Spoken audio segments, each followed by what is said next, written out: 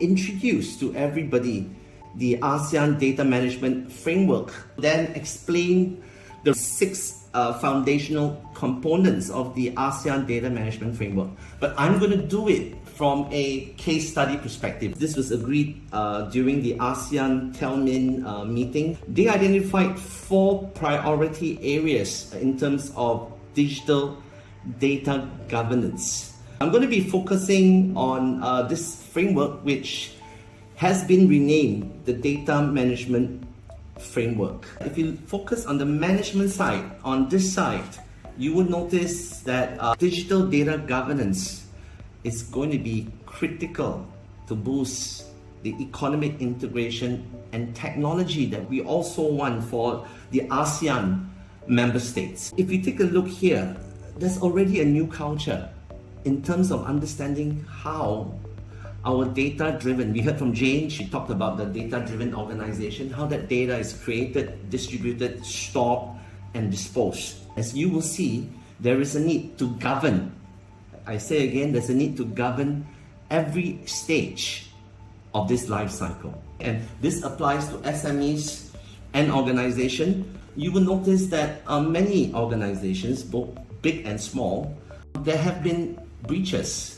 We've seen a ride-hailing company. This happened 1 week after they were listed in the stock exchange.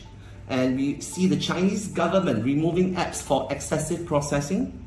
We have a case in Philippines where Grab, with good intent, they actually installed the video inside the Grab car in case the driver gets abused.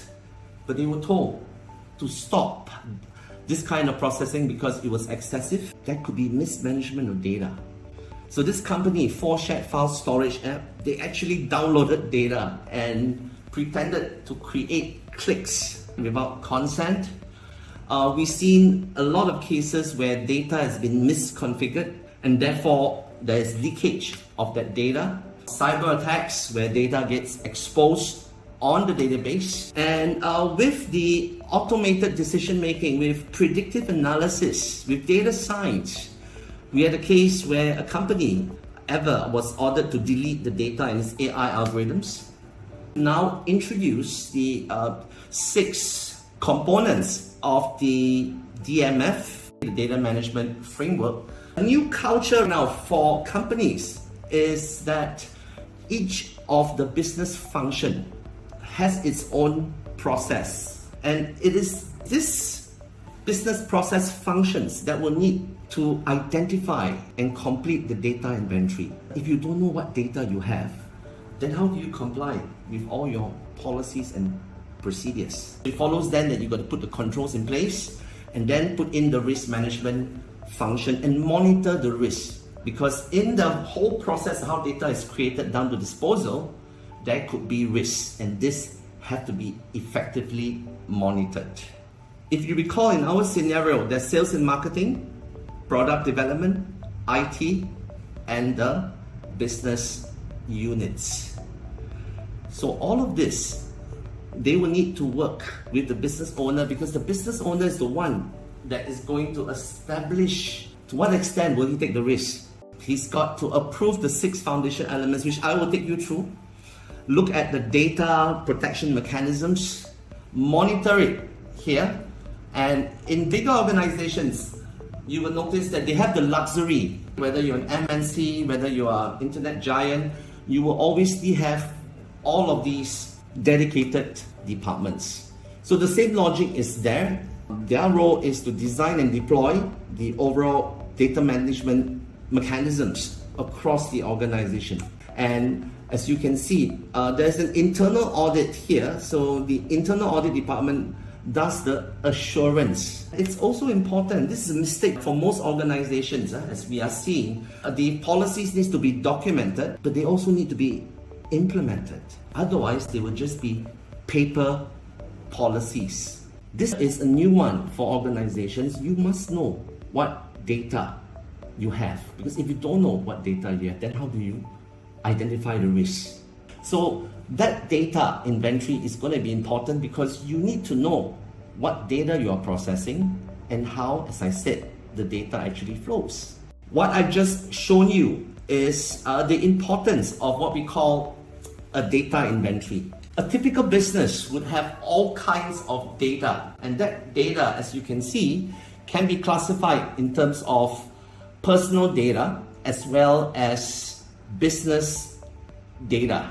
Most organizations are not even conscious of what kind of data that is being processed. You need to know what purposes of processing, because there are data protection requirements. These risks have got 4 impact categories. It impacts the company financially, operationally speaking, reputation-wise, and all of that. You can take a look at each stage of the life cycle. If you use your data inventory, you look at the impact assessment, you will notice that there could be false consent. The user doesn't know that all of the dialogue, the interaction is being sent to a server outside. There's processing of children's data. The membership data could be shared with multiple parties. So a lot of things are actually going on that the user is not aware. Certain apps might have a tracker inside. And as you can see here, as the data is distributed to the cloud, there could be a man-in-the-middle attack because there's insecure transmission. Now, if you look at the business process risk, then the company might have discovered that there are contracts that need to be signed. There are also cross-border requirements. The data could also be sold to third parties. And sharing data with ad networks is also another risk. You will notice there are 3 kinds of controls. So if we were to look at this here, every stage of the life cycle, many companies are not aware. And that's how data breaches happen. But people come and people go. You also realize that there are new versions of the software. There are new editions of the toy.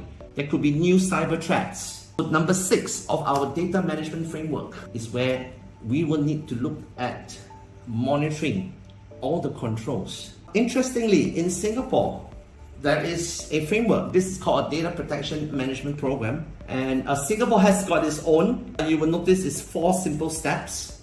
And you will see that the data management framework, the commonalities are all there. The same also applies to the Philippines Data Privacy Act. We've got something called the 5 pillars of compliance.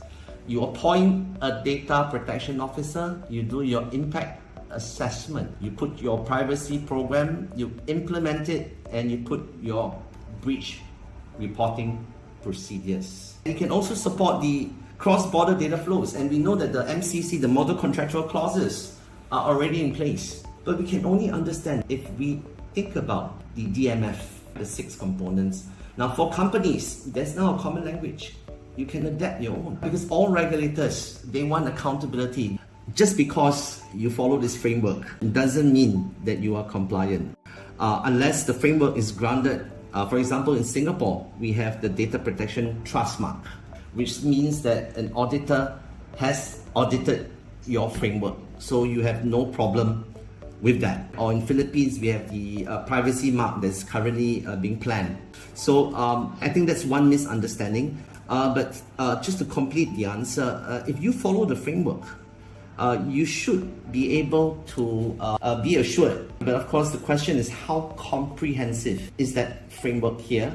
And I'll leave it to the regulators here to determine if a company, if they actually follow the ASEAN Data Management Framework, is there some kind of certification? Because now I know there's what PCP, there's the APEC, cross-border CBPR, but it has to be formalized, and that's my understanding. But that's not my area, all right? But I hope I've given you a quick answer that it depends. Just because you follow the framework doesn't mean that you can say that you've compliant, but it's a methodology that points you in the direction. As a consultant for the Trust Mark, Singapore has got something called the Data Protection Trust Mark, or they call DPTM. Basically has got the external auditors, they will audit your data management program, which is grounded in the DMF. It is compatible. All of the concepts, the components we covered are considerations. So it should assist you.